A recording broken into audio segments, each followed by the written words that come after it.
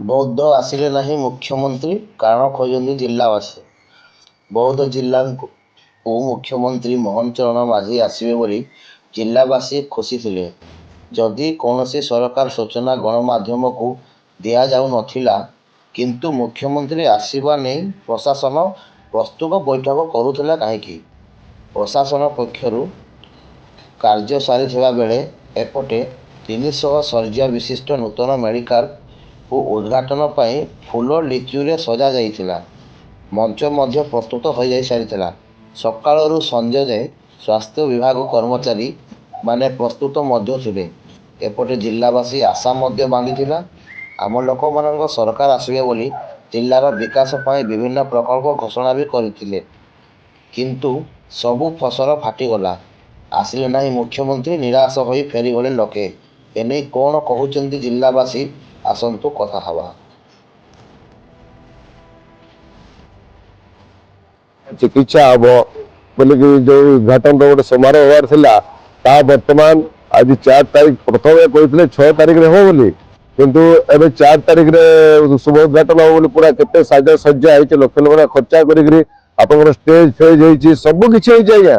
ପୁରା ଯୋଉଭଳିଆ ବାହାଘର ହୁଏ, ବାହାଘରଠୁ ବଳକା একদম ପୁରା ଡେକୋରେସନ ଅଛି, ସାଜସଜ୍ଜା ହେଇଛି, କିନ୍ତୁ ସବୁ ଆଜି ଧୂଳିସାତ ହେଇଗଲା।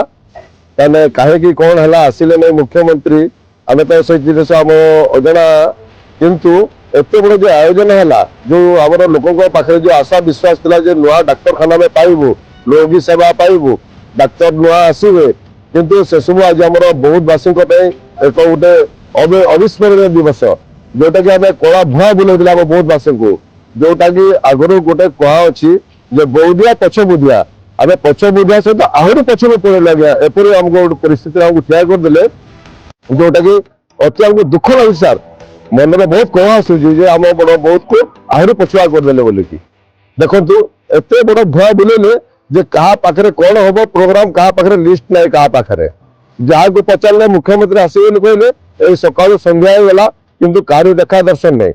ବାଜା ବାଜିବ, ରୋଷଣୀ ହେବ, ଭୋଜି କରିବେ, ଲୋକ ଖାଇବେ, ସବୁ କିଛି କରିବେ, କିନ୍ତୁ କାହାରି କିଛି ଦେଖା ଦର୍ଶନ ନାହିଁ। କୌଣସି ପ୍ରୋଗ୍ରାମର କିଛି ହିତାହିତ କାହାରି ପାଖରେ ଲିଷ୍ଟ ନାହିଁ। ଆମ ଜିଲ୍ଲାକୁ ଆସିବାର ଥିଲା। ଦେଖନ୍ତୁ ଆମ ବୌଦ୍ଧବାସୀ ସମସ୍ତେ ଆଶାରେ ଥିଲୁ ଯେ ମୁଖ୍ୟମନ୍ତ୍ରୀ ନିଜେ ଆସିକିରି 300 ଶଯ୍ୟା ବିଶିଷ୍ଟ ହସ୍ପିଟାଲଟାକୁ ଉଦ୍ଘାଟନ କରିବେ, କିନ୍ତୁ ସେଟା ସମସ୍ତଙ୍କର ଆଶା ଆଜି ବିଫଳ ହୋଇଛି।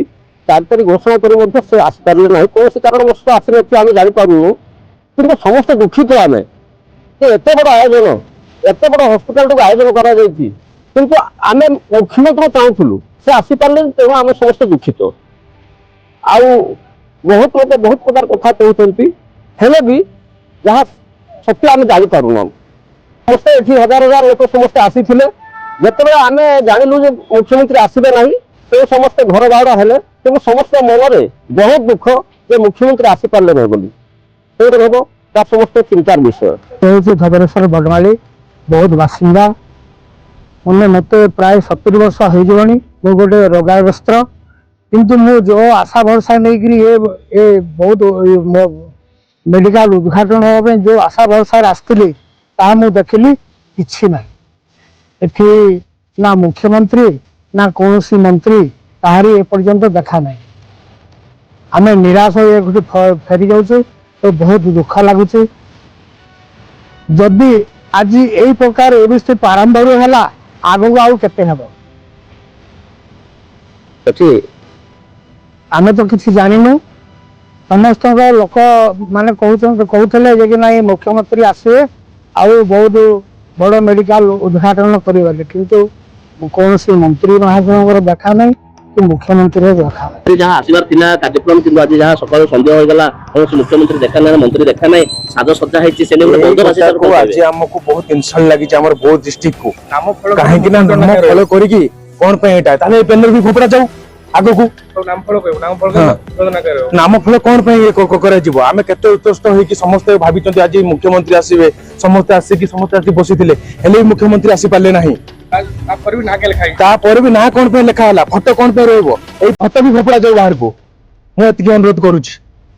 ଆମେ ଫେରୁଛୁ ବର୍ତ୍ତମାନ।